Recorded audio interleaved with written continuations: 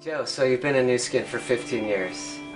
Tell us a little bit about your background and what brought you to Nu Skin. Well, Greg, it's incredible, isn't it? Today I was given my 15-year pin by Truman, and I mean, time flies. I've been here for 15 years now, and it's really, when I first came into Nu Skin, it was because Nu Skin acquired Pharmanex back in 1998. So after being one of the co-founders, we sold the company to Nu Skin 3 years later. So that was good, and the experience has been wonderful. And the challenge is that I came from a world when we were in Pharmanex all by ourselves, standalone company. Our products, our supplements, were actually sold and marketed in 38,000 stores around the country. So it was a good traditional business, mass market. We were doing well. In fact, we were profitable. And then as soon as we got into Nu Skin in 1998, the first thing we were told, and it was an interesting request, is that we have to recall all our products from those 38,000 stores. Wow. I mean, imagine that, right? Here's a profitable channel, and we are very successful in that channel.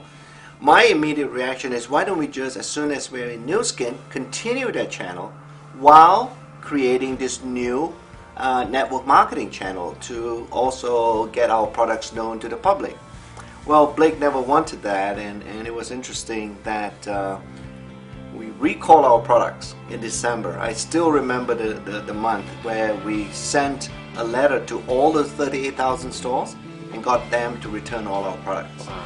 And then we relaunched those products in January in the Nu Skin Enterprise channel. My first proof that this is a wonderful channel was based on the sales that we had in January 1999. Wow. That month, when we relaunched our products, that month's sales exceeded our prior 12 months total sales. In 38,000 stores. In 38,000 stores, 12 months of sales in those 38,000 stores. It was less than the sales that we accomplished in Nu Skin in 1 month. Wow, the power of the channel.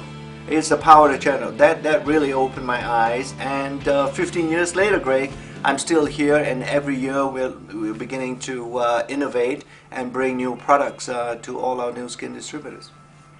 Joe, tell us how you started Pharmanex. Well, it's an interesting story, and I'm glad you asked, because it brings back wonderful memories for me. Well, 16 years ago, if you recall, I was actually in the drug industry. In other words, I was working for this company called Wyeth. And I had a friend by the name of Michael Chang, and he also worked in the drug industry. And he worked for another drug company called Merck up in Rahway, New Jersey.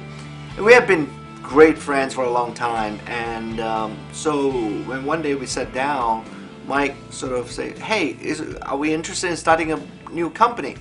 At that time, we sort of, both of us individually, we've been working for the drug industry for roughly more than 15 years now. So, and I said, what did you ask, Mike? And Mike said, well, I don't know about you, but every time I look into developing a new drug, we had to look at natural ingredients. And I always find this natural ingredient to be the most relevant and the most potent ingredient that we can use in the final drug. But my bosses always tell me you should not be interested in that because they were not patentable. I said, I'm curious you say that. I get exactly the same response from my bosses at Wyeth as well. And so it seems like the whole drug industry thinks that way.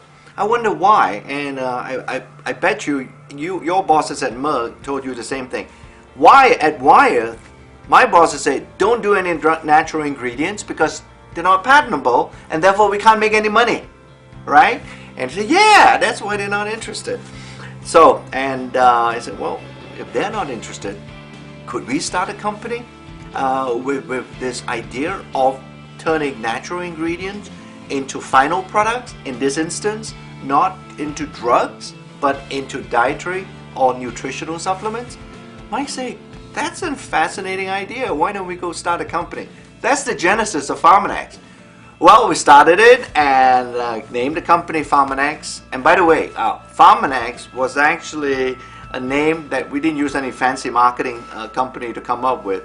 It actually stands for the next generation of pharmaceutical companies. Oh, I see. Pharma Next, okay? Got it. So, and we said, well, we now need to go and get some funding for the company. Obviously, without funding, a company can't develop products, and we can't bring more scientists into PharmaNext. So Mike say, well, why don't you go write a business plan? I say, oh, I have to write a business plan? What about you? He said, no, you go to write the business plan. So we wrote the business plan and essentially got it going and took the business plan to a variety of investors. And these are investors who are pretty sophisticated. They're venture capitalists, in other words. And we raised $48 million from this simple business plan. That was amazing to me. But what is more impressive to me was the fact that the investors who came in were really smart people. Let me give you 3 examples of these investors. We had money from Fidelity Investments from Boston. We had money coming in from the Pritzker family, who owns the Hyatt hotel chain around the world. And then the third one was J.H. Whitney and Company. And they also gave us some money to invest in us. And some pretty amazing products at the beginning. Well, T-Green, Cordymax, BioGinkgo, Reishi-Max. Reishi-Max. They were pretty amazing products. In fact, sometimes when I think back, perhaps I should have split those products out and sold them individually to different companies and start a new company that way. Yeah. I don't know if you remember this, Yeah. but back when when Nu Skin, I was working at Nu Skin, we came down to do some due diligence down in Simi Valley at the PharmaNext offices, and I remember when we brought our scientists and you brought your scientists. We're sitting at a table and we asked, hey, what kind of science do you have on this product called Cordymax? And do you remember what happened? Yeah, great. It's interesting you brought that up.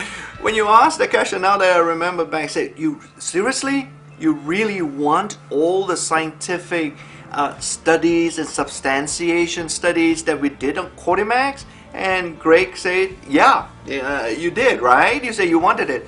So we went out, and 10 minutes later, we rolled into the office where you were sitting to do the diligence. I think it was like 3 carts of paper that I think you had a heart attack when we rolled that in, right, Greg? We did have a heart attack. Those 3 carts were stacked as high as could possibly hold on just papers and science. Yeah.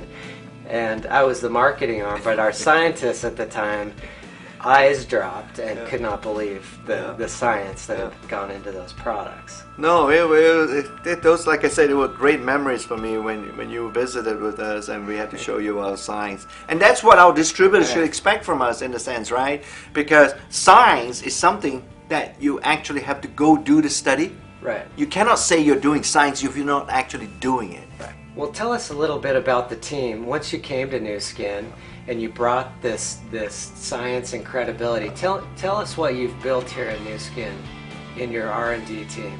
Well, when we brought PharmaNext in, one of the major reasons why Nu Skin acquired PharmaNext was because of its R&D engine. It was a pretty potent engine, and right now we build that engine to a next level, and we have close to 75 scientists now around the world, 2 R&D centers in China, and we have a center here in Provo, and in about 2 years' time, we're going to have a brand new innovation center. We are building that, $90 million. That's how committed this company is to supporting the scientists to make sure that we continue this tradition of innovation. And in October of last year, Greg, you may remember that we acquired this company called LifeGen Technologies because of their genetic knowledge of aging. That adds another level of sophistication in how we can create and develop anti-aging products, both in skincare and also in dietary supplements. It's amazing you brought all this together. Yeah, it's really a really powerful engine, and I think it's first of its kind in the industry. I don't think there's any other company in our industry that can match us for our R&D ability. Right. So if you had to tell someone that's just looking at Nu Skin for the first time, from a product perspective and from a science perspective, what would you like them to know? I like them to know that our products are manufactured and developed by the highest quality possible. Okay, I like them to know that these products will never ever embarrass them when they talk about our products. Okay, and the last thing is that our products, the reason why we do our scientific research, the reason why we want to be we are committed to be a science-based company, is to make this promise, and that is our products are unique. We innovate. Okay, when we make a claim, in other words, that claim is substantiated by science and evidence that the product works and it is safe. And then finally is to make sure that our products, when you take them, you're going to feel better, and with time you are definitely going to be better as you get older. The difference demonstrated. The difference demonstrated, Nidhi. Yeah. Well, thank you for your time, Joe. My pleasure, Greg. Hopefully we have another chance to sit down and have a chat again. Great.